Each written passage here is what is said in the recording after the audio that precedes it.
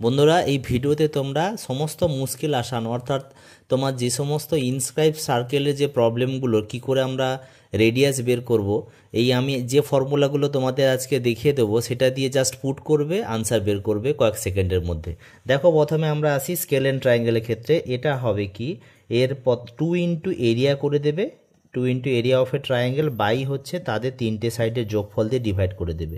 যদি এটা equilateral triangle হয় তাহলে এটা করবে এইচ ইন্টু 1/3। এইচটা কি, height of the triangle, height of the triangle. ওটা অলরেডি তোমরা জানো, √3/2 ইন্টু এক্স হয়, এটা দিয়ে বের করে নিয়ে এখানে পুট করবে, হয়ে যাবে।